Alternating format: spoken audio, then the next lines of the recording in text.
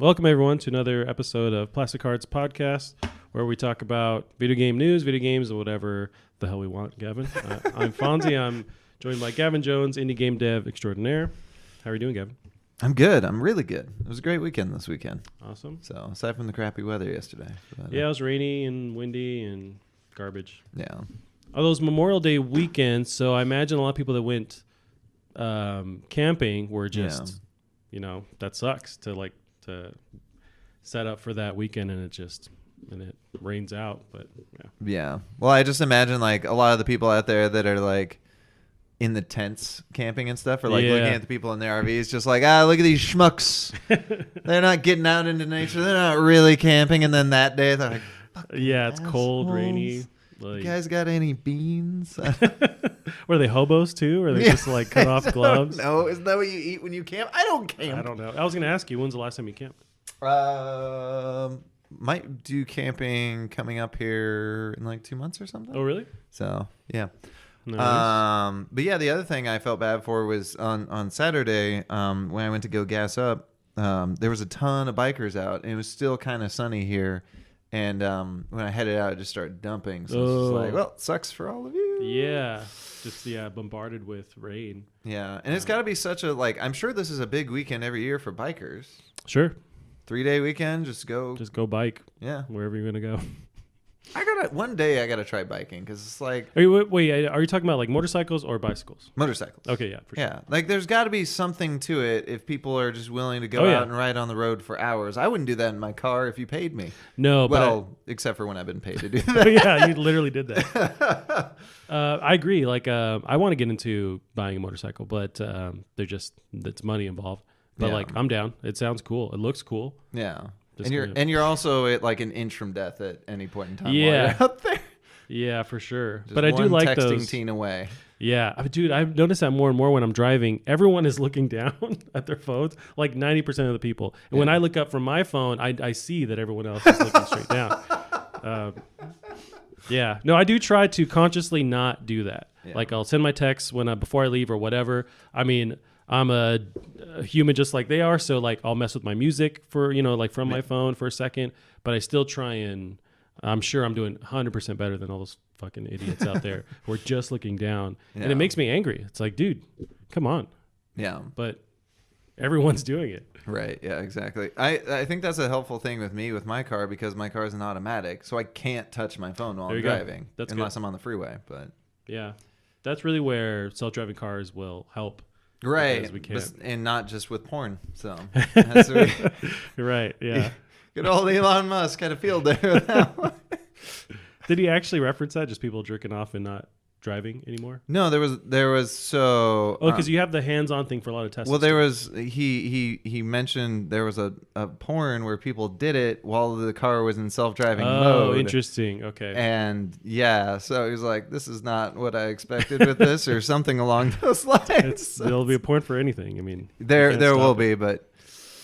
That's some dangerous. I would not. Ooh, I would like to see I don't know about like to see, but the porn version of our podcast, played by other actors. How do we get that going? I'll let you think about that for a little while. Is that just like casting couch? I don't know. But in this reality, there's a porn version of everything. So eventually there'll be a porn version of. Are there porno podcasts? Would it just? Just the audio of a porn scene? No, you wouldn't want that either. You have the microphones shaped like penises. I wouldn't doubt like the huge podcasts, say something from like Joe Rogan or like Howard Stern. Yeah, porn versions of that where he's he ends the interview and then they just go to town. But interesting. We could actually let's fund that and just get ahead of that. Yeah, that craze. That could be cool. Be upsetting because it'll have more viewers. Maybe that's what we're missing. We're missing some banging, hardcore banging. We're doing wrong. Yeah. Alrighty, Gavin, did you play any video games? I've been very busy, but I played a little bit more of that SteamWorld Quest game. Oh, yeah. It's really... I think one of the things I don't like about RPGs is in general, the RPG systems, it's not fun. Okay. And this one is fun. Gotcha. So I like that. It's like by making it slightly more inconvenient by having this card-based system, when you actually get to do something cool, you're like, yeah. Play a little bit of that. Did you ever get Rage 2 working? Yeah, I played slightly more of that. I didn't get very far because I thought I was being clever, and I think I just drove off the stage too many times, so I kind of rage quit. I hate that. Yeah, like you think you're taking a shortcut, right? And boy, are you not. Right. I want to say there was something else that I drunkenly purchased and played a little bit.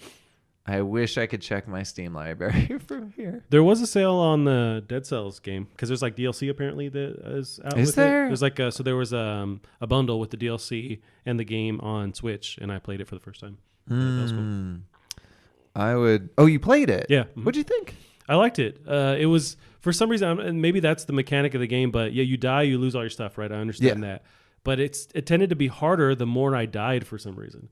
Like I had a longer run the first time playing through, and then once I started dying, it was just easier for me to die over and over again. It could be now part of the point of the game and the way you're supposed to kind of play it. I mean, depending, you can play it slow, but mostly it's designed to be played fast. That's what I was doing, just running through. So it may be you're playing too fast. Like I played slow and really learned all the behaviors. Gotcha. Until I could turn it up to 11. So maybe you just need to play a little bit slow. But the problem is when you play it slow, those runs are an hour long. So now, are the levels procedurally generated, or am I thinking of another game? So they are. It uses a trick, and in my opinion, this is sort of the best way of doing procedural generation. But I'm pretty sure this is how it works. They take chunks of like pre-designed sections of levels, and then stitch them together with hallways. And they do honestly one of the best jobs out there in terms of procedurally generated content. It's really one of the best examples of it, and that's why it feels, procedurally generated, but also really well designed. Gotcha. Yeah, that's what you lose when you just let the formula or whatever engine kind of create it on the fly. Yeah. But yeah. So, and it's got kind of fun lore with it, and like the little rooms where you go in and see the lore. I didn't get that far. I really just kind of quickly dabbled in it. Oh, gotcha. Well, don't get too addicted. It'll if it gets you hard. So I still haven't beaten it since they increased the difficulty on the boss. Okay. Yeah, he's a tough bastard. Gotcha. So I did play more Rage. I've been playing that. Yeah. It's a really good podcast game to where you can or listen to music, I guess, but because you can turn your brain off somewhat, you can just put on the podcast and just, run through the game. But so I've been liking it for that. What difficulty are you playing on? I was on normal, and then I put it to super baby mode, and now I'm just murdering everyone, having a blast. Oh, gotcha. That's the way I've been having fun. It's maybe slightly too easy, because sometimes I'll find those like mini bosses where there's just the larger mutant guys that throw in every once in a while, and I can easily mow through those guys. So I might have to bring it up. But there was some kind of challenge room where I just kept dying over and over again, so I took the difficulty down. But no, it's fun. I like it a lot. Once you realize the rules somewhat, where it's super easy to drive off the world. So once you realize that, the driving itself isn't that fun, but you can kind of somewhat have fun with it. But anytime I can, I'll just fast travel around once I figured out how to do that. Yeah. Fast travel. I have not figured out how to do that yet. Yeah, it's like you have to actually either be out of a hub world or past somewhat like your current active mission to even have that option pop up, because sometimes it won't pop up because of where you are in the world, and then it actually gives you the option to fast travel. But yeah, I'm having fun. At times it's super beautiful, like the way it looks, the changing day and night cycle, the different landscapes. It's actually super gorgeous. But yeah, I'm having fun. Something I kind of liked in it is just as you're just driving around, there'll just be people fighting and stuff like that. And that was something I really liked in Fallout 4. It's just giving a little bit more personality to what's going on. The whole world doesn't revolve around you necessarily. Yeah. Anytime they do that, that's a positive thing where the world feels alive, so it doesn't matter if you're there or not. And that's something you probably really liked in Red Dead. Oh yeah. They took that to the nth degree where it's just totally functioning without you, and all the little side events that you can participate in or just blow past. Yeah. It's pretty dope. Yeah. There was, what was I going to say about that? There was so there's a lot of scenes where as you're driving around just in the distance, or sometimes they'll come past you, there's like these Mad Max caravans that are driving around, but I'm so underpowered. I haven't figured out yet how to fight them, but it's just super dope. It'll just like come through every once in a while. And I would like more cars running around. Like if it was more populated, I actually like that a little bit better, but I like those. Just that could be kind of cool. So you got like some weak cars, so you're just like, all right, I'll take on these. Like these are, and then as you get more upgrades, you can take on bigger cars. That'd be really cool. Yeah. There was a cool moment I actually had with that where I went under this bridge, and I hopped out to check a door to see if I could open it, and I couldn't. And I walked back into the center, and I didn't hear this engine till it was like too late. So I flip around, and there's this car heading straight for me. And at the very last second, it flips a 180 turn with its like ass end right to my face, and then pulls away. And I'm like, Jesus Christ! What was that? That was intentional? No, I don't think. I think it was either its turnaround point, or it saw me and was like gonna turn around, and it just happened to be like pixel perfect with my character, and it was a cool just random moment that happened. I really enjoyed it. Wow, that's awesome. Yeah. But same here. I haven't really been playing a whole lot, but what I have been playing has been Rage 2. There have been some cool releases. Mordau's people are really digging Mordau. Oh yeah, that's the we talked about that last week. Yeah, the melee combat one, the medieval times one. There was a new one I wanted to check out. I forget what it's called, but it's basically 8 players, and you're all trying to survive. And like I think you're trying to go along like on a small adventure that's very difficult to survive in the winter. Okay. But also one of you is a traitor. Ooh, so you're trying to suss out that person, figuring out who's murdering you guys. You're playing with other actual people. Yeah, 7 other people. That's cool. So I think I kind of want to try it. It looks cool. That's awesome. That reminds me. How much did you get to play of that Halo? Game? Split Gate Arena or something like that. Split. I played a bit of it. I got a little bit frustrated last time when I tried to play it because I couldn't get it matchmake it with anyone. And that was pretty frustrating. But yeah, it is very Halo. It is honestly more Halo than it is Portals. I don't see people doing crazy shit really with the Portals. I'm sure with time, as it releases to more and more people, that will really become a thing. Well, the maps I play on are like in the trailers, they show these crazy vertical maps where you're flying out one end, launching out to the other, and all the maps I'm seeing, I don't really have any opportunity to do that, or I don't see where I can do that. So I haven't really been doing that much. But the weapons feel absolutely great. I do kind of hate the sniper rifle because, I mean, this is a classic PC first-person shooter. Yeah. People want me dead. I'm dead. Like, I can't do anything against that one-shot. Well, it seems crazy fast paced for a sniper rifle, but if you're an expert at it, then you can just... It's PC. Right. Yeah, and it's also one of those games, too, where you honestly wouldn't be able to tell the difference between a cheater and just a player. Oh, like if somebody was cheating, because it's PC, they're gonna be that good. Yeah. So that's cool. But it is kind of neat too. That map's actually really fun. Huh. I tend to launch myself off stage in it. But one of the things I do like though is that was cool. So I hate sniper rifles. So because I have portals, I can play around that. So if I'm going down the hall, I don't go down the hall. I shoot a portal down the hall. And I shoot a portal behind me and skip it because I'm sure there's some sort of window where people can get. And the maps, that's the other great kind of Halo-ish things too. I mean, Halo doesn't have a hallmark on it, but good maps. Really good map design. Gotcha. It's fun. Seems like they're crazy, multi-layered, up and down. Yeah. And they just feel kind of iconic when you're in them. Gotcha. So that's cool. I would like to see, I don't know if that's doable, but closing portals on someone like halfway to kind of use the portal as a weapon, just like to cut them in half kind of thing. Yeah.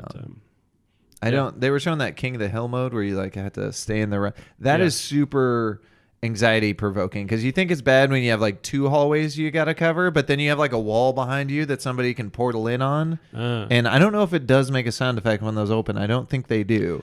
You think it would help you if you could hear them, just strategically, if you could hear when these portals are opening and closing. I don't know that it does, but yeah, it's fun.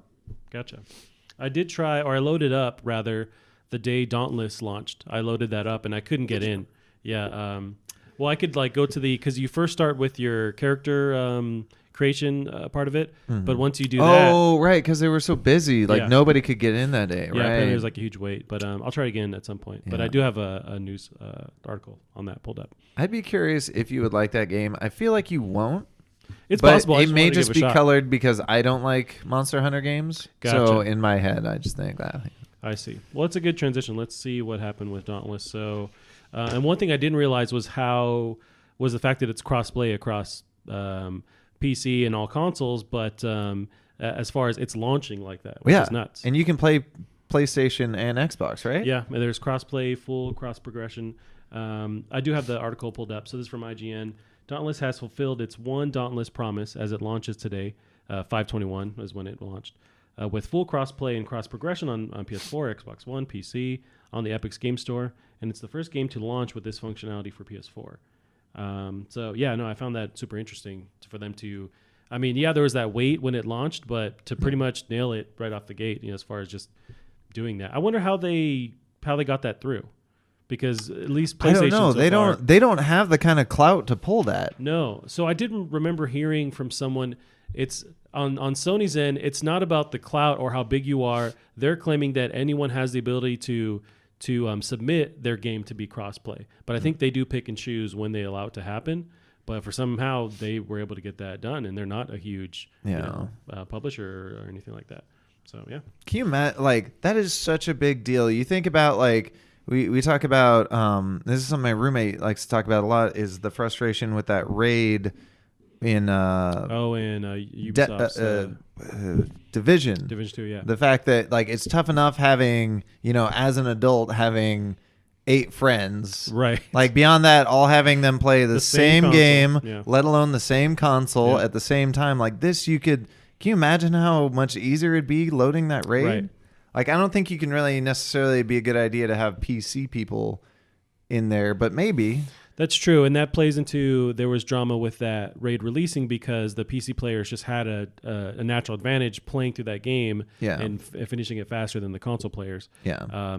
Maybe you don't crossplay when it comes to that, but the easier you can make it where everyone's playing together, the better. I mean, I guess when we theorize with these like console manufacturers, what's the downside to them letting everyone play together? Do they sell less consoles? Do they actually sell more copies of a game? Like, is there what's the downside to them allowing crossplay? It could kind of, in theory, kill exclusivities or like timed exclusives. Like when Xbox used to have some like timed exclusives on like Call of Duty's, and we need to get back to Call of Duty, by the way. But like Call of Duty exclusive maps or whatever, which Sony I think had as well. Like when you have these timed exclusives, it's kind of crappy for the other. That's true, because then if you do have crossplay enabled, then you still have then you see, your friend's playing this, but you still can't play with them. But that would still, I think that plays into them and would make it more possible from their standpoint, because then they still have an incentive to buy the new PlayStation, the new Xbox, because you get those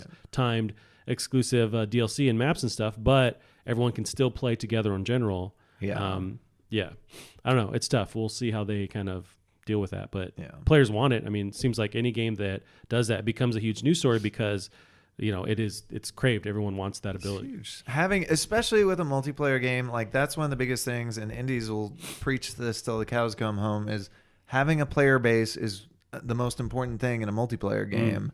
So the fact that you can literally double your player base, triple your player base in this case, like that's huge. And this isn't a game where having playing on PC would really give you an advantage. With Dauntless? Yeah. So the fact that they can do that, and I'm sure looking at the game, it's not visually that impressive. Gotcha. So you can get more PCs playing it, and I wouldn't be surprised if they get it on the Switch. That'd be like, cool. This could be a really big breakout hit in a way that, I mean, Monster Hunter's not all console crossplay. Like, nope. And it's a $60 title, at least back when it launched it was, and this is free to play. So, yeah. Oh, that's right. I keep forgetting this is free to play. Yeah. What an advantage. And I haven't seen anyone really talk negatively about if they're doing loot boxes. I'm not sure. I think they're still cosmetic. Okay. I know I assume there's still cosmetic stuff. Mm-hmm. So at least the way they're handling it so far isn't angering that player base. That's what I've heard. Yeah. It's it's fair about it. I want to say, no, I shouldn't say anything because I don't really know. But yeah, I've heard it's fair. So good for them. Right. You mentioned Call of Duty. Let's jump into that news story I have. Confusing name. Yeah, so we might be on different minds of this. I don't know if I find it that confusing, but I understand the how it was easily made fun of, right? So I'll pull up the article. This was first broke online by Jason Schreier, but he's pulling an actual influencer who leaked that information. So yeah, so I'll go through the actual article. Hope he doesn't get caught because he's not getting any more exclusives. I wonder how big this YouTuber is because maybe it doesn't matter. But so the next Call of Duty is called Modern Warfare. This is from Kotaku, Jason Schreier. The first Modern Warfare was called Call of Duty 4 Modern Warfare, so it's only natural that the fourth Modern Warfare is called Call of Duty Modern Warfare. Confused yet? That's video games for you. News of this year's strangely named Call of Duty leaked via YouTuber Long Sensation this morning. Activision has been showing the game to press and influencers, YouTubers and streamers for a week or two now, so a leak like this was inevitable. Kotaku has not seen the game or agreed to any embargo, but we've heard from many sources connected to Call of Duty, the Call of Duty world, that this is indeed Call of Duty Modern Warfare, and that it's a soft reboot of the first one. Oh, really? That's confirmed? I didn't know that was confirmed. Apparently. So it's developed by Infinity Ward for release this fall, which I'm assuming would be their last handling of that before they hand it off to, Treyarch? Yeah. So it'll be heavy on troubling, realistic, emotional moments, very much inspired by the controversial No Russian campaign in Modern Warfare 2 that allowed the player to gun down civilians. Kotaku also broke the news on Saturday that Activision's mega popular military shooter series has been in flux, with Black Ops studio Treyarch taking over lead development of COD in 2020. So they're almost up against the wall, right? This is the next entry in the Modern Warfare franchise. Right. But do they call it, Modern Warfare 4 or Call of Duty 4, Modern Warfare 4? It seems like, because that would be the proper title, right? Modern Warfare? Yes. I was thinking about that. That's awesome. You Modern almost Warfare. said it. It sounded like, I might have, merged it together. That's how it, it's, I don't know. I also haven't been paying attention for a long time. I know those are kind of the big ones, Modern Warfare and Black Ops, which people go, I never really played the Black Ops games. I've heard they're very good. The stories are always really like highly renowned. This one didn't have a story the last release. But yeah, I think part of it that worries me is, so there was this one article or this video essay I watched a while back about how Call of Duty 4 was revolutionary for its time, and then everything else has been kind of samey since. And one of the biggest things is like the story progression, the way things work. One of the biggest things that we all expect the big nuke moment in every single game, and they all have them. I do think the No Russia was a solid step up from the nuke, because that was genuinely upsetting, even if you knew it was coming. I can't imagine if you didn't know it was coming. Maybe when that game initially released, but well, it was leaked before it was released, so we all knew it was coming, and they warned people in advance, like, "Hey, you don't have to shoot anyone." Right. But so that was a pretty solid step up, because that was upsetting. But yeah, the nuke moment, and they talk about the build up, and there was really nothing like it at the time. Sure. And it was so crazy that your character, who'd been Superman up to that point, was now stupid Vincible and very dead. Yeah. So it'd be neat. Like, I don't know how they need to find some way to change their storytelling so it does something. I agree with you. Where I'm sure they will have some kind of moment like that. That's at least something that they don't really seem to get a lot of praise for. Is the fact that they are conscious of the fact that it's a military shooter, but they're not trying to glorify the shooting itself. I mean, that's part of it. It is a game mechanic, but at the same time, they're trying to show some realism and how it's just it's brutal. I mean, you are killing people, and so these moments they have that are actually end up being super controversial, they're there to actually make the gamer, the person playing, think about what you're doing and how and they're kind of trying to play with those ideas, and with the No Russian, part or experiencing that nuke in the first one, they're showing you how war is brutal and nuts in a game that you're still having fun playing it. Yeah, I find that that's an interesting line that they try and toe with the game. But yeah, I would expect the same kind of, we're getting the nuke again. It's just happening. Yeah. It'd be cool if nukes, can you imagine if the game got to the end and there was no nuke scene? Interesting. Like, I'd be like, if credits rolled, I'd be like, amazing. You did it without it? Oh my God, Call of Duty, you're back. I don't know where they would go with it. It'll be nice to see Price back. Everyone loves Captain Price. Oh, he's the Scottish guy, or I have no idea what he is. there's a dude with like the heavy Scottish or Irish accent that I remember. Was he He's from got like, the Gilly mustache. level? I think he's British. Oh, okay, gotcha. Yeah, you're right. He You're right. might, but yeah, he's got the glorious mustache. Uh-huh. He's charming as hell. I think they had, what's the mask guy? That may have been in 2. What is it, Ghost or something, or Zero or some? I feel like Ghost is a name, but maybe Ghost. Yeah, So I'm not sure. But we also don't know if it's like an all-out remake. They literally just remade the game. Yeah, they did the HD kind of remake of it. This says soft reboot, so I wonder if it's just taking place in the same time and kind of exploring the same ideas. I'm not sure. But I imagine they usually, if they're following the same mantra, it's like they have their own little event where they release the trailer and talk about it. So I imagine we'd expect that soon. If they're showing YouTubers this 2 weeks ago or for the past 2 weeks, then we should expect an announcement soon. Yeah. But yeah. Something I'd love for them to do. So with their zombies, like there's a lot of Cthulhu and Lovecraftian lore in that. And people go nuts for the lore in that because there's a lot of it and cool Easter eggs. Like, I really wish they'd just make a campaign out of it. I think people would go absolutely apeshit. Of just zombies? Yeah. And they need to, well, not just necessarily just zombies, but like these weird creatures, the Cthulhu and stuff. I see. And do it before this whole big... the handoff or trade-off of the development? Well, more so just before, like, Cthulhu is really hot right now, and I'm sure it's going to crash soon. Maybe. Because it's like, especially with board games, like, we're at capacity. we're a bit beyond capacity. There is a Cthulhu version of every single game out there, and it's creeping into everything else. So it's like they need to hit it before we're done with it. Yeah. No, that's true. Interesting. Yeah. And we're starting to get some cool games out of it, though, so that's nice. But that's the thing, yeah. I mean, I'm fine with them exploring that, but I'm also on the outside where, I'm not seeing the fact that, every board game, every game is really trying to dig into that. But there's a bunch of books, stories by that guy. I forget his name, the main author. But there's a huge George world R. there. Wells. No, I don't know. What is and you've even read some of his, too. Yeah, it was the Mountains of Madness that I skimmed through. Ooh, that's supposed to be a good one. And that's what the new... or that's what people think the new Darkest Dungeon game is based off of, because they're all heading up to a mountain.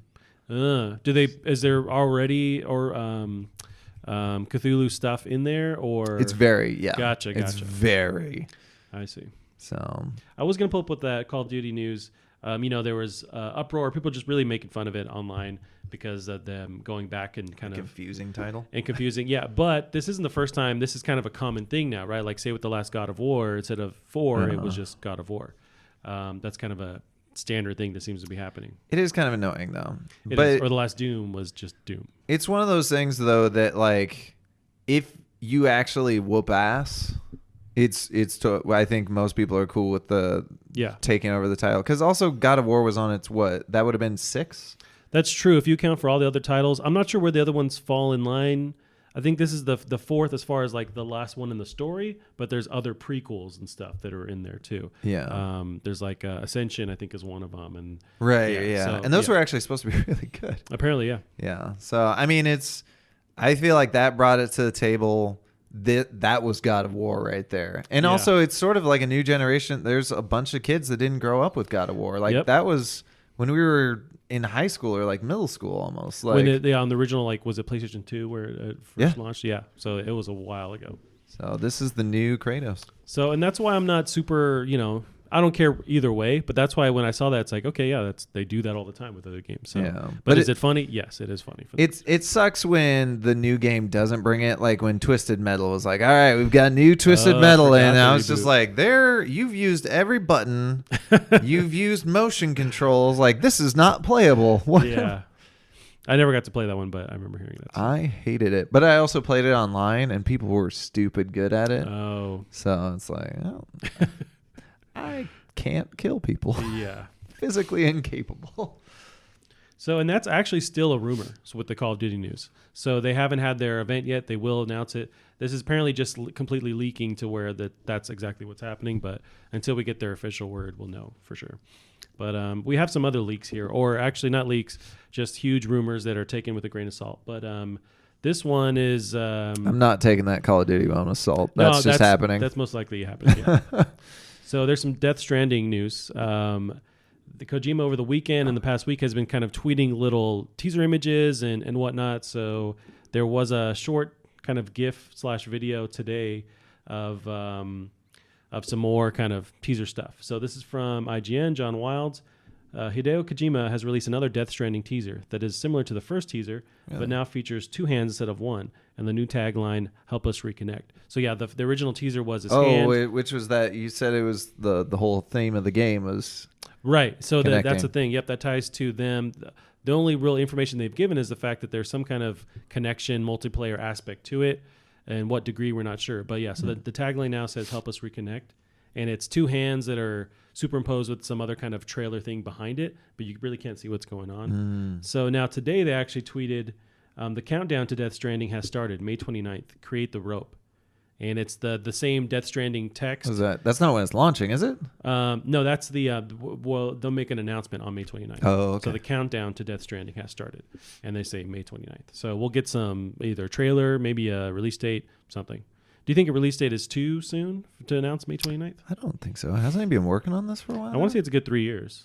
Yeah. And even with his like really high standards, that's a good long time. Yeah. He's got the money for it. And what they've showed off, it seems they have the mechanics down. They have the world somewhat. So, it's not insane for them to at least announce it, whether it's a year from now or a year and a half, something like that. Yeah. I think we totally get a release date. I almost don't want to see another trailer. I almost just want to experience it, go in having no idea what kind of game it's going to be. And I'm with you on that. There are few developers I'd want to do that with. I trust him, though.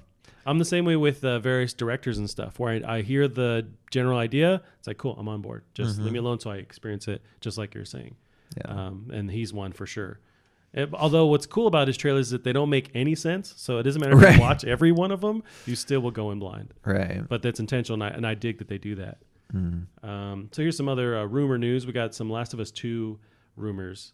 So apparently, this is from VG247. According to 2 Spanish sites, Game Reactor and Legion de Jugadores, if I'm saying that correctly, The Last of Us Part 2 is getting a new trailer this week as well as a release date. Ooh. Now, this is super rumory, but yeah, both outlets cite a source close to Sony, though neither was able to confirm exactly when this trailer and supposed release date are likely to be revealed. It's possible both have tipped off by the same source, of course, but it's interesting that they seem confident enough in the information to share it. So we'll see. Maybe if this rumor is true, they'll be bundled because these are both PlayStation exclusives. Death Stranding and Last of Us 2. Maybe they'll have their own kind of surprise. Oh, that's right. I keep forgetting that Death Stranding's a PlayStation exclusive. It is. One article I didn't pull up is the fact that Sony confirmed that those 2 titles are releasing on PS4. So it's for sure coming out. Now, will it be cross, play kind of thing with PS5? I'm sure, but it will come out on PS4. But that's still super rumory, so we'll see. At least with the Death Stranding, they have an announcement for May 29th scheduled, which is Tuesday, Wednesday, maybe. Yeah. As we're recording this on a Monday, so that's Wednesday. But so your excitement's over 9,000 then. Oh yeah, I love Last of Us, and I'm down. But I'm the same way with Last of Us, where I don't need to see another trailer. I'm totally down. Right. Just work on it. Just let me know when you're done. Yeah. But, so let's go into some more. I don't have any more rumor stuff, but what about Cyberpunk 2077? There was some news that came out over the week just about them at E3. So apparently they're not going to have the game playable, but they're going to actually have a demo that they play just behind closed doors and in front of people too, but they're going to play it on their own. It's going to be played by developers. This thing's not coming out this generation. Yeah, interesting. I wanted that's what that tells me. Right, exactly. Not a chance in hell. So and I wanted to kind of theorize with you on this because I think the same thing. So Digital Trends reports on this. So CD Projekt Red is proceeding at full speed with the development of Cyberpunk 2077, but the highly anticipated game will not yet be ready for the public at E3 2019. The development of our next flagship game, Cyberpunk 2077, is proceeding at full speed with over 400 people currently involved in the project, said CD Projekt Red's CFO Piotr Nielobowicz in the company's latest quarterly report. Are they, is it New Zealand or where are they from? Iceland? Could be Iceland. Yeah, but their names are heavy. Yeah. There's snow on the ground all year round. I don't. It's cold. He added that E3 2019 is the most important one in the developer's history. So, it's not playable, but they'll be there. This is the most important one in their history? That's what they're saying. So that makes me think, though, that they won't be at the next one, right? If this is the most important one. So they'd have to release before theory. The next E3 is what I'd theorize. Ooh, interesting. I don't think they can, though, because if it's not playable, it's not in condition to release within the year. That's... Yeah, and that's where we're theorizing on our own. But does it mean that maybe they're just using more of their time spent working on developing the game and not the vertical slice that they present to people to play? Right. Because that takes its own time to work out the bugs and let people play it, right? True. So, but does that also mean they're still way out, from release? I think it's way out. Yeah. Do you think we'll get a date at the E3 showing?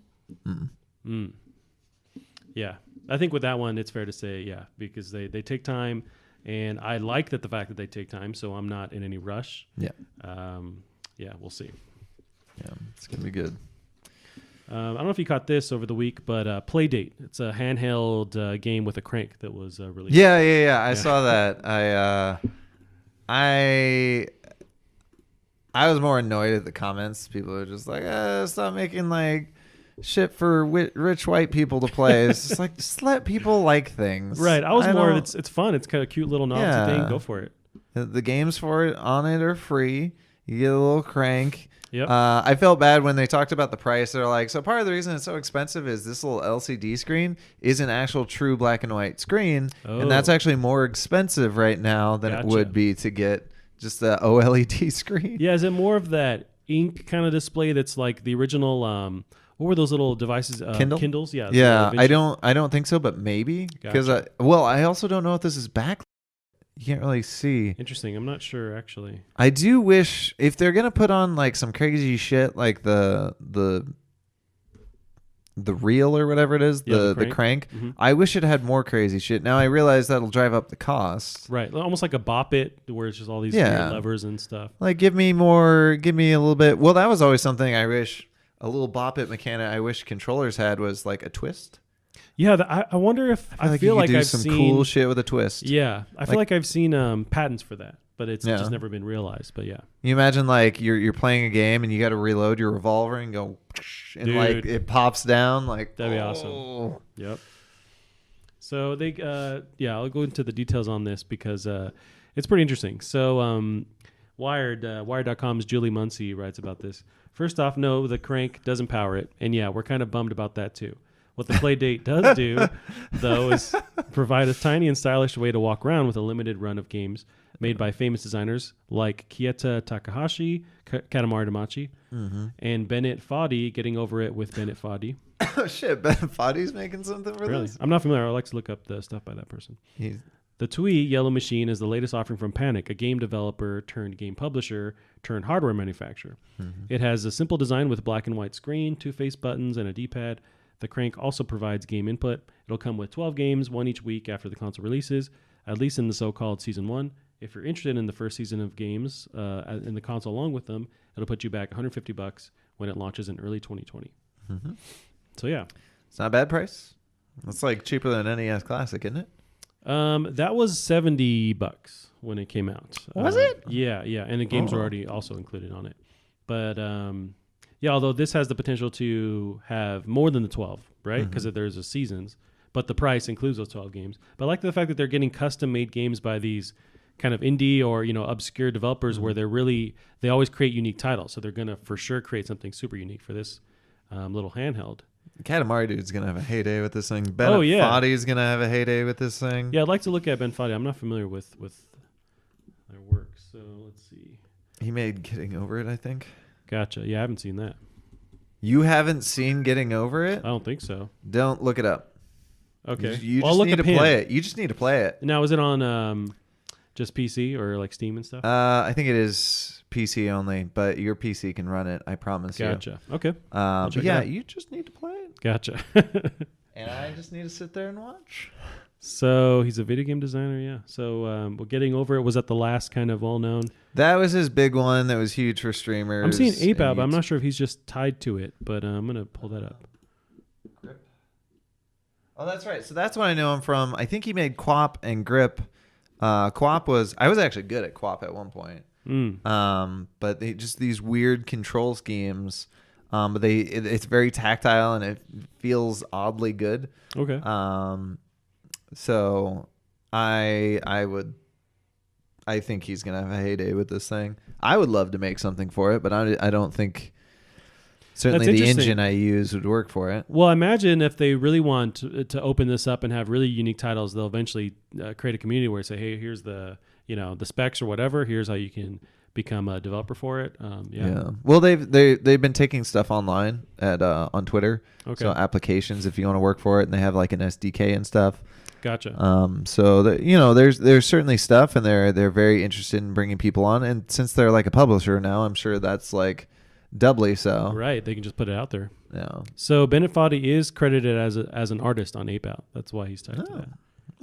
Yeah. It has a great art. I mean, really, it has a great everything. Gotcha. Well, I'm super stoked to jump in there. If you were to create a game just off the fly for Playdate, what would it be? It definitely involved the crank. Gotcha. Like you can't. I think they said it has not an accelerometer, but like a little thing to. Well, maybe that is the word, but yeah, to where the detect device the itself tilt. detects. Okay. So clearly, a fishing game will get made with this. Right. Yeah. People for the fishing game. People out there are just like Vlambeer needs to port shotgun fishing or whatever it's called. I did play that. Yeah, it was a mobile game. What is that called? It was something like shotgun fishing. Yeah. I still remember back in the day, way before like Vlambeer was super popular, when that was just like a Flash game on Newgrounds, or maybe they were kind of popular at that point. But yeah, it was like a crudely drawn game that they put out on Newgrounds, and then Ridiculous Fishing. There we go. Yeah, Ridiculous Fishing, Mm-hmm. and then eventually I was confusing it with Shotgun Farmers a little bit. Oh, gotcha. Which is a game where your shotgun pellets grow more shotguns. I feel like you told me about this. Yeah. Yeah. It's yeah, you totally told me about that. Yeah, it's pretty funny. It's got really good shooting mechanics in it. Gotcha. Yeah, I actually had a lot of fun. I forgot about this title. Yeah. It was really I dope. love how they made everything out of triangles. I think that's really cool. Oh, really? With the art style? Yeah. I didn't catch that. Yeah, you're right. Mm-hmm. That's really cool. Yeah. So, yeah, Playdate. Do you think you'll be pre-ordering this thing, or you're more just like glad it's alive, or... If I don't know. I'm glad it's a thing. Yeah. But probably won't be getting it. It's funny. This is a very like Nintendo looking thing. Yep. Well, clearly that was intentional. Yeah, but it'd be right up their alley as far as just how unique it is. Like they would with like their VR, or like the. Yeah. I could see them doing something like that. One thing I kind of wish it had. So remember, there was the original Game Boy, then it got skinny, and then I think there was a third version where it was skinny, but it had a bit of a hump at the bottom, so it was more comfortable to put your hands on it. There's like the Pocket. Yeah. But there was like Pocket 2.0 with the hump. Oh, okay, gotcha. And I wish that kind of had the hump, because that doesn't look comfortable. Yeah, it looks like a straight up rectangle that you're like a deck of cards kind of thing you're holding. Yeah. Yeah. Interesting. Do you remember the Game Boy Micro? I have a Game Boy Micro. You do? Dang. Yeah. Nice. I got that. I just wanted it, and they were kind of spendy because there weren't a lot of them. But I have the NES edition. Oh. And I used to, when I'd ride the train, I had an hour commute to my job in Chicago, so I'd pop in the original Super Mario Brothers, and I would practice speed running. Nice. On that. So it was nice too, because my bathroom, I had my own private bathroom over there, where I also had a TV and a classic Nintendo. So I'm on the toilet, I'm practicing speed running, I'm on the way. I was never have to stop. Yeah. That's cool. Yeah. Yeah, I'm curious about that. And what's also interesting is the publisher itself, or the creator itself. So this publisher is tied to games like Firewatch. So they're they just have already a direct tie to all these indie devs, unique developers. And so, yeah, they're going to create something awesome. Yeah. I wonder how the deal was made. Like if this is something that was pitched to them and they said, hey, yeah, we'll create it. We'll license it, all that stuff. Mm-hmm.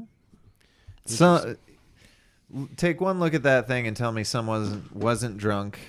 We've been talking about it. Let's just make it happen. Just like, yep. Stamp. They just got a check, a blank check. Yeah. So let's compare this news with this cool, unique kind of mobile thing, and let's talk about the OUYA. Do you remember the OUYA, Gavin? Yeah. So it's officially dead next month. Yeah. So I like to compare just how the OUYA kind of took off and took storm, and everyone was really interested in the fact that it was like it was sort of advertised as like this new console that was going to kind of take on the big dogs, but I mean it never really was set up to do that. But it could have. It could have, but it was stuck with its old, like it had mobile hardware to it, like mobile phone hardware. So it was a cheap way to get your mobile games on there. But and it was kickstarted, and it was actually really successful Kickstarter. Yeah. But I did pull up this article. This is from TechCrunch. Greg Komparek writes, remember the OUYA. As a cheap Android powered game console, it was pitched as being able to open the last closed platform, the TV. It was one of the first huge Kickstarter campaigns, raising nearly $9 million on the site in 2012. Even half a decade later, it remains one of the biggest campaigns Kickstarter has seen. Outside of Kickstarter, the $99 console never really found its audience. OUYA was split up by 2015, its software assets and team acquired by Razer. Razer kept the OUYA store running post-acquisition, a ghost of its former self. On June 25th, 2019, they'll pull the plug once and for all. Did you ever buy one of these? So, guilty moment here. Yeah. So I was given an OUYA. Oh, okay. Because I forget what was. I was talking to somebody on Twitter about something, and I'm like, man, if I had an OUYA, I'd totally port the remake of Destroy the Porn, or the remaster. What was it? Oh, it was Destroy the Porn, Reporn. Nice. And I was just like, man, if I had one of those things, I'd totally port it to it. And they contacted me on Twitter, and they're like, "Are you sure?" Whoa, nice! Like, we need people to play this game and develop for this game. So I was just like, "Yeah." So they mailed me one. Nice. And I got it. It was actually fairly easy to get Game Maker able to export to it. It really wasn't bad at all. Okay. And I even had it automatically set up, so depending on what your last input is, it would change what buttons are displaying. So it'd be PlayStation or Xbox and or OUYA. So yeah, it was I got it working very easily, so good on them for that. And they were very nice. That's cool. And then they kept checking back with me to see how things were going. And then I went radio silent because things weren't going. So I felt super bad, but they were very kind, very nice people over there. And I did have one. Gotcha. And it's always weird too, because I remember it was a big deal when the PlayStation came out with the touchscreen on the thing. And this had it way before, but it also, you didn't know, because they didn't really advertise that the controller, like the top part, was a touchscreen. I didn't know that either. Right, and it doesn't look like any different than a regular controller, but it was touch. Gotcha. So I was like, well, I discovered it on accident. I forget what happened, but I'm like, why is there a cursor on screen? What's happening? Yeah, it's interesting. Yeah. I didn't know that either. Yeah, and I know with the PS4, it's kind of it itself is a whole huge button too. Yeah. But like they kind of really outline it so you know. Mm-hmm. But yeah. So is it fair to say that your free OUYA put them over the line, and so they had to fold as a company because of that free OUYA they gave you? I certainly didn't help. Yeah. Certainly didn't help. Well, it's all your fault, Gavin. But it was kind of cool, and I think it brought some sort of press to some games like Towerfall, I think it was what it was called. I remember hearing about that just recently, but like it's kind of a huge game since then, right? Yeah, and I think it was an exclusive, so they got a little extra press when it came out with it, and then eventually they came out with 2, which was on everything, and it was a cool game. Gotcha. So, yeah, I mean, it was an interesting idea at the time, but like now, mobile stuff has just flown past this, and so it's really taken over, and like there's no need to kind of, and a lot of mobile games are on the Switch now and stuff, and so it doesn't really need to exist anymore, but yeah. Especially with the Switch. Right. Like, it's eating its lunch for sure. So, it's too bad. Yeah. But it was cool. I think it was a really cool idea. It was a very punk rock idea, but it was also an end of an era back when Kickstarter was in its fucking heyday. Yeah, I feel like that was also tied to the fact that it was a newer thing, and now you have these huge projects being funded on Kickstarter. Yeah. Yeah. Interesting. So let's talk about THQ Nordic. What I found interesting is they have apparently 80 games in development. So it's a lot, yeah. And that is just not right. They've also acquired a bunch of properties too, apparently over the past years. But so I pulled up this article from VGR.com. This is by Matt Morgans. Publisher THQ Nordic recently released its latest financial report, and among the news revealed by that report is that the studio has a huge number of games in development, around 80 in total. How many of these are clickers? I'm not sure. Good question. They're just all reskin cookie clicker. Maybe. So it also confirmed the sales success of Metro Exodus, which led to a pledge from the publisher to form a new agreement with 4A games. Among the games currently in development, the majority are as yet unannounced for the 80 games. Yeah. that was really it. So there's another little blurb here. The latest financial report from THQ Nordic reveals a few different things. The first is news that Metro Exodus was the publisher's biggest ever launch, despite its Epic Game Store. They've had some big launches too. Yeah. That's despite the Epic Game Store exclusivity on PC. Okay, Gavin, let's jump back in. I'm just going to read that little blurb and I'll stitch it back in there. The latest financial report from THQ Nordic reveals a few different things. The first is the news that Metro Exodus was the publisher's biggest ever launch. Despite its Epic Game Store exclusivity on PC, the game swiftly became the best-selling Metro title and the best-selling title ever from THQ Nordic. The game reportedly made back all of its costs of development and marketing, which is a sizable profit on top, indeed. Sales of the game for Deep Silver totaled around 65 million euro or 794 million US. That's no. SEK is what they abbreviated as 794 million. I'm not sure, but I'll go with Ruples. I don't. Ruples, yeah. 65 euros makes more. Well, bullets sense. Are what they pay for stuff in that game. With, sure. So. So maybe that's what they're translating. Did you played a little bit of that game? Do you still buy stuff with bullets? You use. Oh God, I forget. I always thought that was a cool mechanic. Yeah, I know in the older ones, yeah, you did that. I forget in this newer one, because there is a store where you could, or a marketplace where you could buy stuff within the game. I forget. I want to jump back into that. For some reason, I just wasn't in the mood, and because it is kind of dreary and like just slow and depressing, but and realistic. But yeah, I just haven't jumped back in. But it's beautiful. Yeah. But good for them. On a related point, so that game had the whatchamacallit thing with the graphics card. Is that the lighting thing you're talking about? Yeah. What is that? VGX, you would know about this. I want to say maybe. I'm gonna pick or look up Metro lighting. So there was just, I want to say released today, but I could be wrong. They definitely showed footage of it. It's Quake 2. RTX? RTX, yeah. Quake 2 with RTX. Interesting. Okay. And aside, so they do RTX and now the water, and that's about all they changed. And it looks weird. The best comment I heard about it, and it's absolutely brilliant, is this looks like one of those fake video games that you would see people playing in movies and television. It doesn't look right. Yeah. And that's fine. That's cool, especially if you have a VGA. You can play this cool classic title that I'm sure still holds up. But yeah, it looks genuinely weird. That's really cool. So they changed this is the lighting and other aspects changed, right? But like the images or like the what am I thinking of? The actual like textures, like those are the same, right? Yeah, it's all the same. It looks like maybe they added a little bit of normal mapping, and it definitely looks like they changed up the water. Yeah. But yeah, it's just like an old ass game with stupid, brilliant lighting. That's really cool. Just changing that aspect actually changes the game. Yeah, but it does look fake, does it not? Like yeah. This does.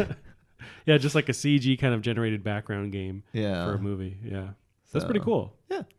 Interesting. But it's using that RTX stuff, which was also in Metro in the last Exodus. Mm-hmm. Gotcha.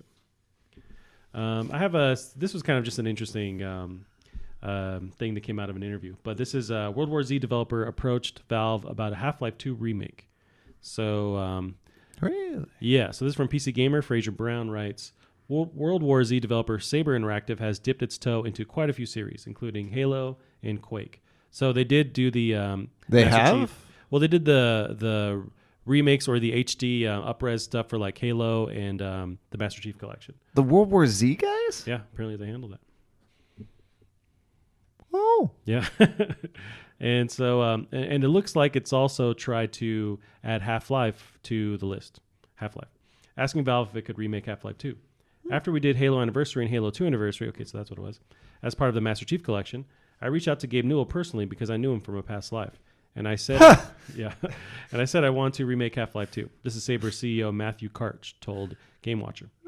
That's all I want to do. I won't charge you anything for it. I'll do it for a rev share, and it doesn't even need to be a big rev share. I just really want to do it because I love that game so much. Newell declined the offer and told Karch that in the event of a Half-Life 2 remake, was in the cards, it would be developed internally. So just kind of insight into what Valve is thinking for, because you'd think a remake of Halo or Half-Life 2 is a no-brainer. And especially here we have this dev who has experience remaking stuff and a huge, successful properties like Halo, and they're saying, hey, we'll do it pro bono. We'll do it like just to share the revenue with you, and they're declining that. Well, part of it too, and I just love the concept of like him just being like, oh man, Gabe, like please, like I'll do it, like just for like a little bit of revenue share. And I imagine like a bunch of his like team behind him being like, the fuck? Yeah. Well, I mean, I think what they talked about in that interview was enough to recoup their development costs, but not like for a profit, because there's just such huge fans of the franchise. But it still isn't enough to like have them interested. That's not how you run a successful business. Like, sure. You gotta go for profit. Like, this is a bad idea. No, that's true. For a continuing business. But it shows that, you know, either way, even if it's dirt cheap or whatever free for Valve, they're not interested at all in someone else. Yeah. You know, developing it. I did see something from Valve. Did you hear about their interest in auto chess?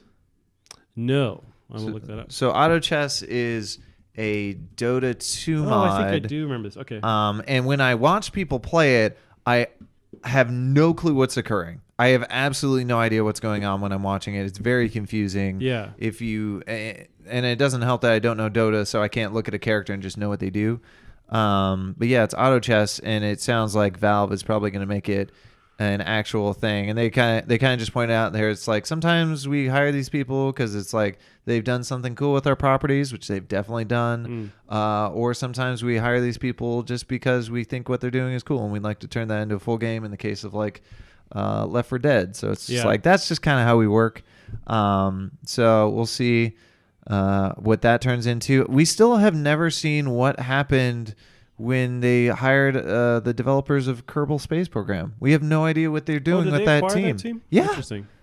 And they didn't like buy the studio. They just hired the team. Oh, okay. Out from underneath them. So it's like, I guess they're working on that still, or I don't know. I don't know if they can or what's going on with that. So, I mean, my theory at the time was that they're working on, you know, Half-Life. They could have been working on Half-Life 3, and Half-Life is known for its physics. Yeah. And this game's got physics that are so good that like people at NASA have talked about, like, there are certain things I didn't really like. It's like, you know it, but like by playing this game and being able to make these little tweaks and see how it changes stuff, like I understand this stuff better. And they're working at fucking NASA. Yeah. It's like, what? That's awesome. So that's how good the physics are in this game, and with bending and stuff, and when stuff does snap off of your rockets, like, yeah, you've just stressed stuff too hard. So being able to have stuff stress and snap and break, like, yeah, in a realistic fashion. Yeah, I'm sure you could take Half-Life 3 physics to a whole nother level. But gotcha. Yeah, we still have no idea what's going on with them. Interesting. Yeah. I mean, maybe they're just plugging away on something. They hired them and had them work on Steam instead. Yeah. So I have no idea what auto chess looks like when it's actually in motion. Look it up and you'll still have no idea what you're looking at. It's like, this is sort of chess, but this is also utter nonsense. And it was a Dota 2 mod? Yeah. Which I wasn't aware you could mod Dota 2 that much. Because this is not Dota. Like, this is very... You're kind of looking at that's some just playthroughs Dota here. 2. Okay, gotcha. Yeah.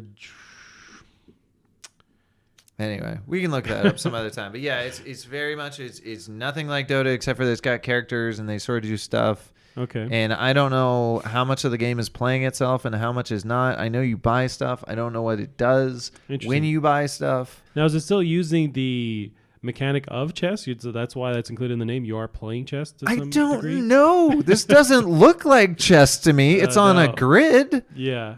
But I don't think you're moving pieces in any particular special way. Like, it's very confusing to look at. It's definitely one of those games that, like, something people talk about with, like, helping a game, like, expand and move kind of virally, is you should be able to look at it. It's like the subway game, right? So you're playing it on a subway. The person next to you should look at it, know exactly what's going on, and go, oh, cool. Right. But this is... Nope. This is not that. What the hell am I looking at? Yeah. And the longer you look, the more confusing it is. Well, I imagine it's super interesting to Dota players, so where if they were to see this, they'd go, hey, what the hell's happening? And then jump into it. But, yeah. It's something.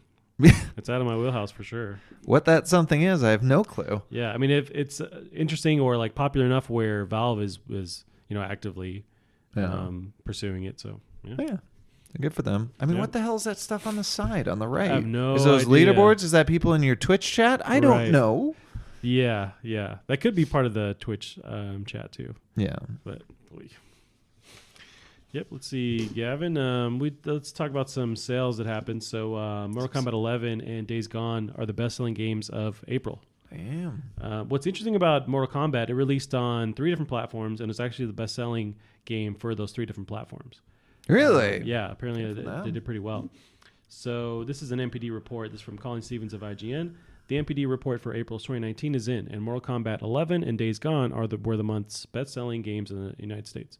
The report, with analysts from Matt Piscatella, notes that Mortal Kombat 11 instantly became the second best-selling game of 2019 year-to-date. Oh, wow. Yeah, and was the best-selling game on every platform it released on: PC, PlayStation 4, Xbox One, Switch.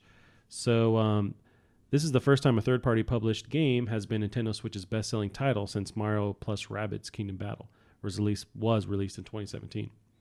I just found that interesting. Oh, in a non-Nintendo game? Yeah, so a third-party published. Really? Mario versus Rabbids reached that high? Apparently, it was the most successful third-party they had. Yeah. God, I need to beat that game. I'm so close. Yeah. What I liked hearing was Days Gone sold really well. So that just shows promise that they'll keep that studio going and do something with them. And it wasn't like critically panned. It was just mixed. No, right? yeah, that was exactly it. Yeah. Like, it was a mixed bag. Definitely one where we're glad that this developer, they're probably still going to be able to make another game. I would imagine so. If this sold well, then yeah. It's just it took them a while to like put something out, but yeah, for sure. So. And I'm still interested. I'm just waiting for maybe a sale, and I'll jump in and play it. Yeah.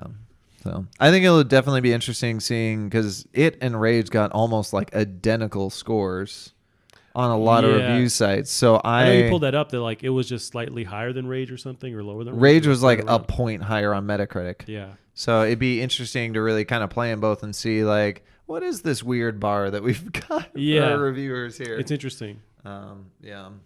I think I'd probably enjoy Rage more, but that's honestly just more my style of game. And I think a mood is, a big part to play in it too. Like I've just been in the mood for something like Rage for a while. That's why when I purchased Metro Exodus, even though Rage was super far out, I was just kind of like in that vibe. I wanted to play something. And I think right around that was the Far Cry New Dawn. And so I just switched to Far Cry New Dawn once that released. Like it was very close to each other. True. So I was just in this like arcadey kind of post-apocalyptic mood. I think that's sort of the tough thing with making like a truly depressing game. Yeah. And that's why it's nice that when you play Fallout, that it's so cheery and like funny that you're like, even though this world should be, you're talking to people whose flesh is melted off. Right. Like they're goofy. Or robots and like, they really balance that really well. Yeah. What about some more depressing news, Gavin? What about more depressing news? More depressing than talking to someone with their flesh falling off. It's official. The Sonic the Hedgehog movie is being pushed to 2020. Oh, is that depressing? Just the movie in general was depressing to me. But no, this is actually positive news. And it's not starring Brendan Fraser. That's why I'm upset. Why do you need Brendan Fraser in this movie? Because we got the one guy from the one Dumb Animals movie, and he's in this one. So I'm like, get him back, because Brendan Fraser's last like big movie was some other Dumb Animals movie. Like, bring him back. Although he's in that new, is it Amazon show? It may be an Amazon only show where he plays like some guy encased in metal or something. What? That sounds awesome. Yeah, it's like a Marvel thing. I think it may be DC. Actually, I think it's DC. But it's an Amazon show? Any amount of Brendan Fraser is never enough Brendan Fraser. Dude, I want to sign the campaign to get him back on the Mummy franchise. Right? Like, even though he's, not as fit as he once was. He just needs to hit the gym for a little bit. You can play it into the character. Brendan Fraser, Prime Video. I think this is just searching his movies. Okay. I'll figure this out. None of those were Brendan Fraser. Bedazzled. No, that was Morgan Freeman was one of the ones that pulled up. Is it Inkheart, maybe? No. Nope. It's definitely not him. Oh, that movie looked dumb. He did make a lot of bad movies towards the end of his sort of. He was had part to play. This one doesn't even necessarily. Doom Patrol. So he's that guy. Patrol. Yeah. So that is a DC show. I think it's on DC's platform. Oh, that's right. It's on the DC's. But I may honestly check that out. Now, does he just do the voice for this character, or is he actually there, like playing him, because I think he just has that mask the whole time. See, that's the thing. I really don't know, and I almost wouldn't be surprised if it wasn't him, because then they don't have to pay him as much. Yeah, or he just shows up anyways. He's like, I know I'm not actually on screen, but I'm not doing anything. I'll just kind of act this out. Yeah, okay. But it could totally be him. But he's covered head to toe, so yeah. And it looks somewhat interesting. Yeah, I'm not familiar with a bunch of the DC stuff, but I did remember watching a trailer for this. It looked cool. Yeah. So there's a new trailer for it, so I definitely checked out. Gotcha. Yeah, why did Sonic the movie? Yeah, so replace Sonic with proper Fraser? CG. Yeah, with Brendan Fraser. I'll watch the shit out of it. That'd be awesome. I mean, there isn't a lot here. They just finally pushed it further to account for the redesign of the character. So let's see. Jeff Fowler announced that Paramount had delayed the release of Sonic the Hedgehog by 3 months. So now that's not even that bad. No. So it was originally November something. Now it's February 14th, 2020. Mm-hmm. So he tweeted out the image of, it's like a license plate, and it has the new date. Mm-hmm. And it says, taking a little more time to make Sonic just right. And they have this hashtag, no VFX artists were harmed during the making of this movie. So I think, they're kind of planning not to, because that was a lot of the criticism after the initial criticism was, okay, now you have to work these people to the bone to fix this character, but now they have more time to work on it. Yeah. And that was definitely both our concern too. Yeah. It definitely gave us some solace with that one VFX artist saying like, hey, what you saw was probably literally all they had. Right. But still, it's going to be a whole lot of work. But now they have at least, I don't know how much more time 3 months really gives you, but it's better than nothing for sure. It's a lot better than nothing. Yeah. So, yeah, that'd be interesting.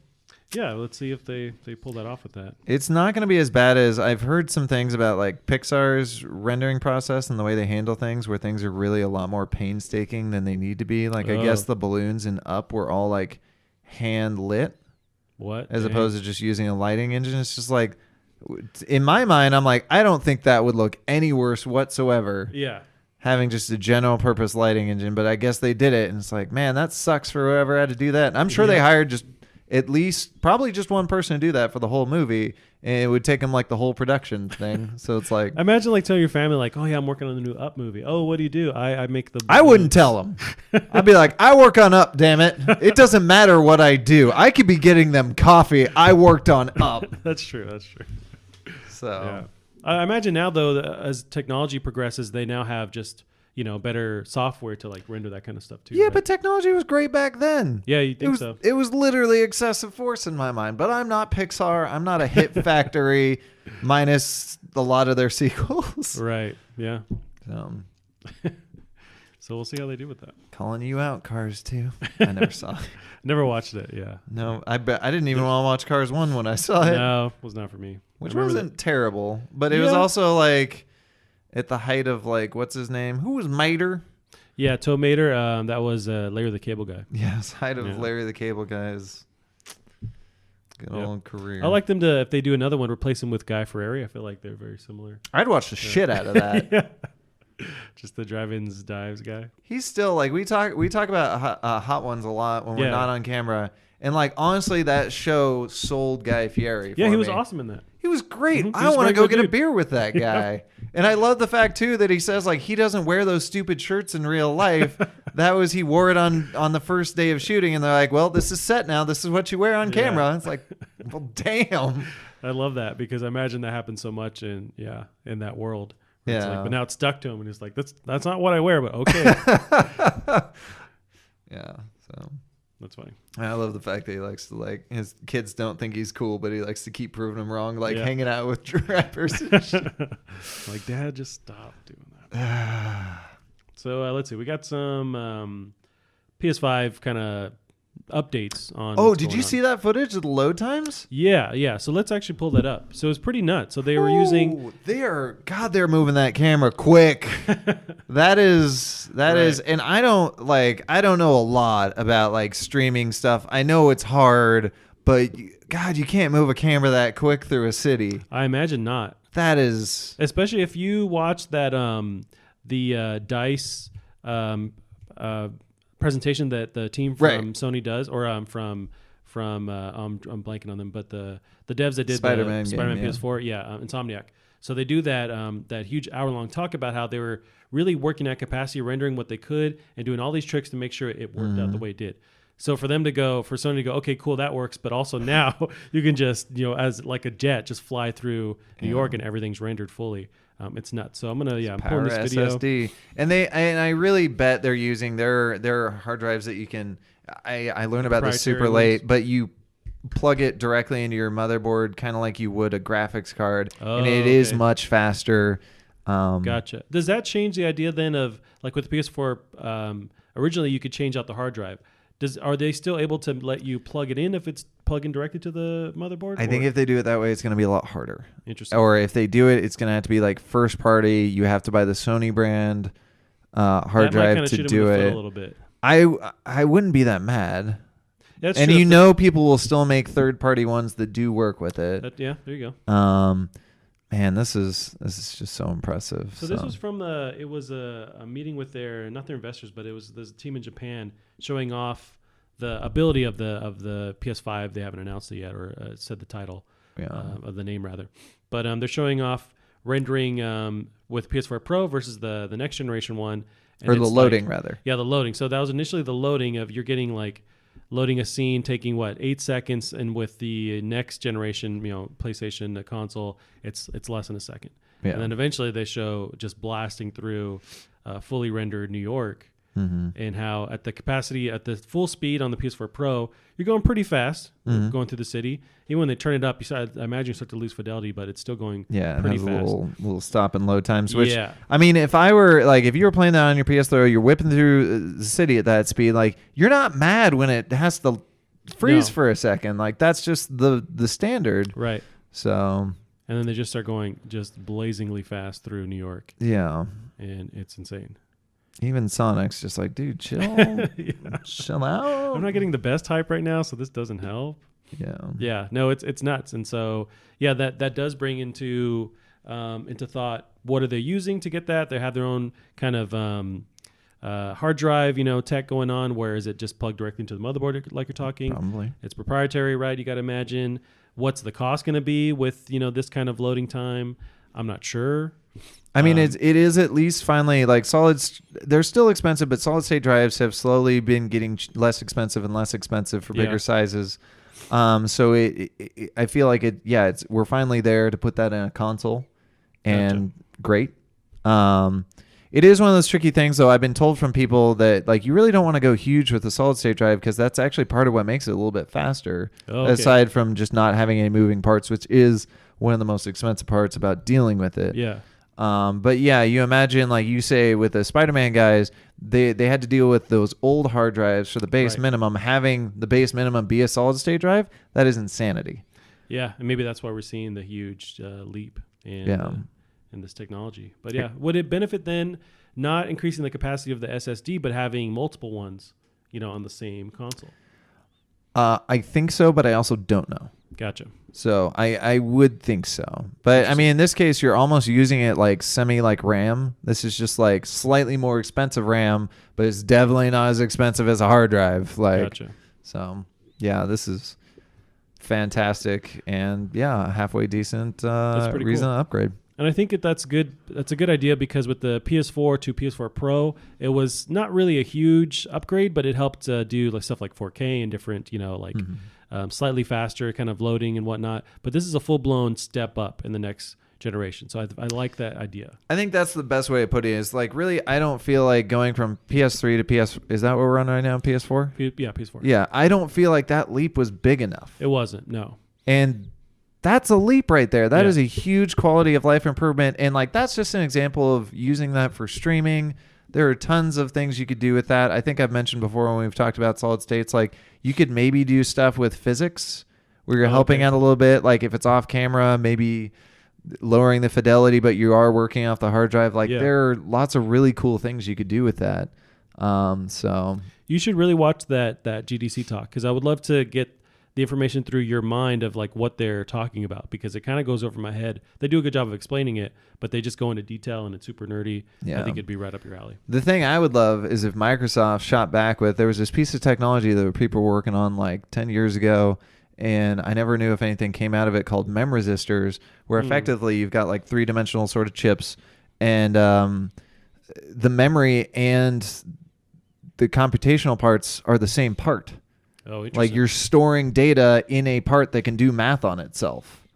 Weird. Okay. So you could do tons of, like, you talk about multi-threading. You'd be able to do multi-threading on a level never thought possible before. Oh. And in addition to that, I don't know how you cool the thing. Yeah. But like the fact that you can have all that memory, all that computational power just be a powerhouse, and the fact that that's even faster than RAM at that point. Oh, okay. So that's what Microsoft's got to clap back with. Yeah, that's really, this E3 is going to be them, really showing off what they can do. But you did mention it's probably way early for them to, if they're going that route, talk about it. But you mentioned the idea of them with that Sony, Microsoft, them working together on that online platform.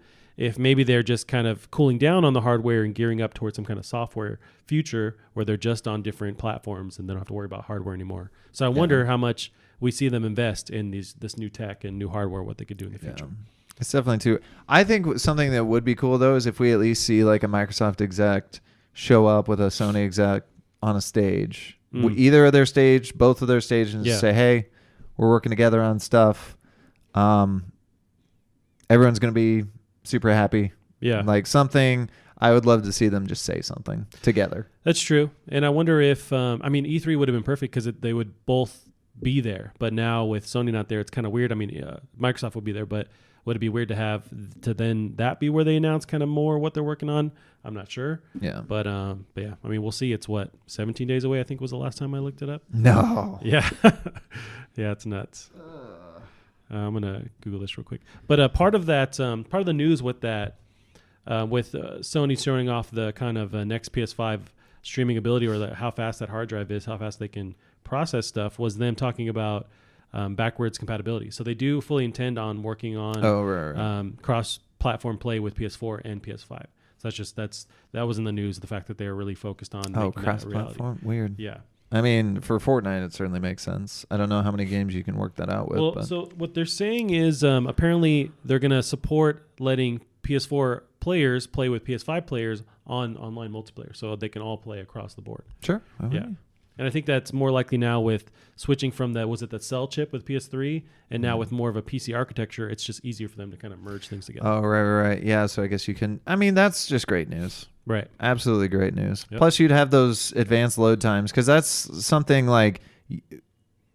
It just helped... Like, you wouldn't have to program anything in to make it just load faster. Gotcha. It'd just be there helping. Yeah. So... Unless there's like a bug where if it loads faster than you're expecting, but if you have a bug where it loads faster than you're expecting, you're a bad programmer. Interesting. Yeah, because then stuff's popping up when you don't intend it to pop up. Yeah. So I did Google E3 2019. It's Tuesday, June 11th, which is like right around the corner. Just in time for whenever I think of that. I feel like, so June, there's this comic I love. It was just a short one. It's like Kaijun, which is like a giant Godzilla. Okay. And he's just like, what have I done with this year? Because June's like the month where you realize you've done absolutely jack shit with your year. Yeah. And so I feel like E3 is always that point of like, I didn't do. What happened? Yeah. And this is probably like the year that I've done like the most with my life, and I'm still going to be like, I didn't do shit. I'm right there with you. Where you like shake off the Cheeto dust and you're like, what happened? Yeah. If you're not shaking off Cheeto dust, Gavin, you're not living. That's what I say. Cheeto dust. So this kind of leaked or was kind of a news story from today, not that long ago, actually. Ubisoft Pass. Don't they already have something? So they do have their own like platform where you log in when you play games and it kind of like remembers you. Well, but there was like a pass where you could get all these like really great games with the pass. Yeah. Because I remember I almost got it because they were just like, hey, check out all these cool ass indie games. I'm like, those are all the ones that I've wanted to play, but I can't afford them all. Gotcha. But it's included in that pass, right? Yeah. So. Well, this is what GameSpot writes. So a listing for what could be a new Ubisoft streaming service has emerged online ahead of 2019 E3 next month. Members of the Reset Era forum via VG247 spotted a placeholder listing for something called Ubisoft Pass. The listing has since been removed, but VG247 reports that the Ubisoft store also had a page dedicated to subscription services that has also since been taken down. This is curious since Ubisoft does not currently operate any subscription services. So I think, what they're talking about is some kind of all-in-one. I could swear they did. Interesting. Because I remember like Child of Light being on it. They could have their own, and it might be just under some kind of different title, but they could have something like that. This is just something new. But we'll see. That's just, more little tidbits of stuff. But E3, they have their own E3 press conference. So it's Monday, June 10th. So they'll go into detail on that. But that was just something that kind of happened while we were recording here. Yeah. But Sure, it'll be a good presser. Ubisoft knows what they're doing. Still wish they'd bring back, what's her name? Who? The Lana. Oh. Are you talking about that? She's a comedian. I think we talked about her last time. Yeah. Yeah, I forget her name. Yeah, bring her back. Bring her back. But yeah, last year was still good even without her. Gotcha. But still. I did want to talk about this paparazzi game. Yes. It's the most hype thing all week. Yeah. So, this is really what Pokemon Snap should be, right? Like if we were to get a new Pokemon I don't know. Snap. Let's see. Here's the thing that I don't know how to feel about. So paparazzi, you're not on a track. And it looks like you can fully move around. Yeah. So did you play Pokemon Snap? Yeah. On Nintendo 64. Yep. So being on that track was one of its strengths because there was sort of a plot line going along as you're on the track, and based on what you threw at things and hit stuff, you affect. And they got, in these short courses, they got so much personality per second. Gotcha. With in those seeing games. stuff happen around you, and I know there's stuff you'd miss every time, so there's like a replayability aspect to it. So I really hope they take the time. It's not going to be the same since this looks like you can roam around, but I really hope they kind of focus on that effort of personality per square inch in sort of solving puzzles. I think because right now it looks, I hope this is early on, because it does kind of just look like you're walking around and taking pictures of what it reminds me of dog too, models in random locations, which is totally fine, right? But like Katamari Damacy, where it's that same thing where there's all kinds of crazy stuff going on, and you could miss it by where you are in the world. But it's that same kind of just the art style and the nuttiness to it, and it looks awesome. Yeah. But I think it's also kind of scratching that itch of Pokemon Snap, because it just reminds me of that. I think a lot of people are talking about that. Yeah, well, I think we're getting close to the 20th anniversary. Yeah, so actually I pulled makes up the article. Makes you feel nice and old, right? Yeah, jeez Louise. So IGN says that's their how they come out of the gate with this article. It's been 20 years since Pokemon Snap. Yeah. Yeah. And people are frustrated because the Switch is the perfect console for it, especially with that virtual reality thing. Could they do some kind of Pokemon Go, or what's that mobile Pokemon game? Pokemon Go? Is it Pokemon Go? Okay, It's like some kind of AR version of it where you're just snapping pictures of Pokemon out in the wild, out in the real world. To me, that just sort of sounds like Pokemon Go because they're out in the real world. That's true. I still, again, the thing that I liked was the interactivity and the personality in that game. And I think you could put that game on a phone where you're just moving it around to control the camera. Yeah. And I'd just be happy. Yeah. I would be perfectly happy. So I don't know. We'll see. But I hope that I think you're a bit more hype on it than I am. I do really want it to be good, but I really hope that this is early on. I hope they throw a lot more personality into it. Yeah, that's true. We're looking at the kind of initial Twitter video where they announce it.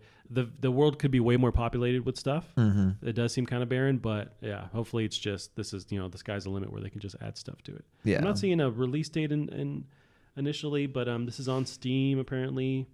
Paparazzi is currently scheduled for a 2019 release date, so that's this year. They got a couple months left. The developers, developers Sunday month. But they looks like they worked on Diaries of a Spaceport Janitor. Oh, I bought that game. You did? It was Big Mood. It was it had a really cool style to it. It was sort of like almost like PlayStation 1-y. Okay. So it's like 3D environment. Everyone's like billboarded 2D sprites, and just weird shit would happen, but like a little weirder than you were expecting, and that's why it felt kind of cool. But I couldn't solve. There were some puzzles that I'm sure were very, very simple, but I couldn't figure them out. So I'm like, all right, well, set that down, and just never picked it up. So I see. I think I literally deleted that off my hard drive yesterday because I ran out of room. Oh, okay. Even though I'm sure that filled up 0%. Right. It made you feel better, but yeah, it didn't do anything. So, but yeah, good for them. Glad to see that game was a big enough success that they can keep and making more weird shit. I mean, this one, if they had a Kickstarter, people would just be like, just fumbling over themselves to give them money to make this. Right. They Could probably fund their next 5 games if they made a Kickstarter for this. They actually, I mean, I'm sure they threw that idea around, but I feel like that would have been awesome. Probably kicking themselves now. Right. Because that buzz, you kind of, it's hard to replicate that buzz again, but yeah. Well, I think part of the Kickstarter probably has its own complications of like, and I'm sure taxes and like all the paperwork and the amount of energy it costs to like run the campaign. Like, to a certain degree, it probably is just easier to just make the game because you have the money. That's true. Yeah, it's a whole thing to it. And if it's releasing this year, so it's got to be pretty much done. So it'd be weird to have a Kickstarter for a game that's releasing this year that they already are pretty much done with. Yeah. But they'd make a ton of money for sure. Well, Gavin, that's it for the news this week. Yeah, and then it doesn't seem like any big titles coming out within the next couple of weeks here. I feel like we've got some stuff during the next few days that I want to say I'm excited for. There's the Outer Space one that I can never remember the title to. That's coming out, I want to say, in the next few days. Outer Wilds. You know what? That is there's actually a couple of really cool Xbox One exclusives. The part of their one that they have that program where it's is it the Game Pass? That's one of the games on there. The Game Pass, yeah. There's actually a bunch of really on there. cool ones. I'm going to pull that up. I think the Game Pass is actually like a great value. Yeah, for sure. It's even better than like PlayStation Now or PlayStation, their kind of Game Pass thing. I think launching it too with Sea of Thieves was so smart. Gotcha. Yeah, because it was day and date with that one, right? Mm-hmm. Yeah, so we have... Oh, can you get the whole... I feel like I heard that. You can get the whole Master Chief Remake collection on there, can't you? You can. Yeah, that's how I played it, yeah. I may just for... So Void Bastards is going to be on there. Yep, and that's only on... It's a PC and only on Xbox Game Pass. Super hot? I don't have that super yet. Hot. Yeah. What's that one? So we have Full Metal Furies. We have Metal Gear Survive, which if it's free, I'll jump in there and play it. Like I avoided it when it initially came out, but... I think Void Bastards is coming out here pretty darn soon. I think you're right. Yeah, they're giving it out to influencers and stuff. So we have Void Bastards. I saw a little bit of someone playing it. That is $5.29. So that's Wednesday. My concern for that game, how much is it normally? Oh, it doesn't say. My only concern for that game, so playing it or watching someone play it, I feel like it is kind of hard to figure out what's going on, and it's not necessarily the most fun to watch. Interesting. But I get the feeling that it's going to be really fun to play. Yeah. And it is hard to make a lot of money off of games that are hard to watch but fun to play. So yeah, that's true. But the art style's gorgeous. I think the game systems sound really cool if they work as well as the concept for them. It looks funny. Yeah. Yeah, I'm like 100% excited for this. It looks really cool. But yeah, and the fact that it's on their Game Pass thing is just even more awesome because I have that, so I can just as soon as it comes out. So yeah, that's Wednesday for that one, right? Outer Wilds, like you're talking about, is 5:30, which is maybe Friday. Yeah. That is Thursday. Metal Gear Survive, which already came out last Thursday. Yeah. And then Outer Worlds coming to it. Yep, Outer Worlds on Thursday coming up. Might as well just get it. Yeah. I'm not sure how much per month it is for the Game Pass. But when I got my Xbox One X, it was included in there for 2 years. That's kind of 4. Yeah. The new Forza was on there. You have... I'd play the new Wolfenstein. Yeah, Wolfenstein 2, Sea of Thieves. Yeah, I mean, they have awesome titles on there. Yeah. Yep. That's the way to go. Now, would this work on your PC too? Mm-hmm. Nice. Interesting. That is where it's a benefit, but then you don't necessarily need an Xbox because you can just do the same thing on PC. Yep. So it kind of... I remember that being with... I feel like I want to say Game Pass was the same announcement of all of our game. We're not going to have any console exclusives for just console. They're all coming to PC. Right. I want to say it was announced at the same time as Game Pass. And that was a pretty big get because of a lot of the cross play with like Sea of Thieves. Definitely not a lot of their shooters, I'm sure. But like, Sea of Thieves is cross play. That's pretty cool. Yeah. Yeah. Yeah. Yep, that's really it for this week, Gavin. Wow. Anything else going on? I don't think so. Yep. I'll I want to say there is, but I'm just gonna go back to my closet and stare at the wall and until next week. Until next week. Alrighty, Gavin. Where can they find you online, Gavin? You can find me on Twitter at Drunk Devs. At Drunk Devs. And don't go anywhere else because I don't update anything else. I barely update that one. And we actually have a Twitter account for Plastic Hearts Podcast. Yes, and you post stuff. Yeah, Plastic Heart Pod at Twitter, Plastic Heart Pod. And then I'm Fonzie Pants on Twitter as well. And yeah, that's it for this week. We'll see you later. Okay. Bye-bye.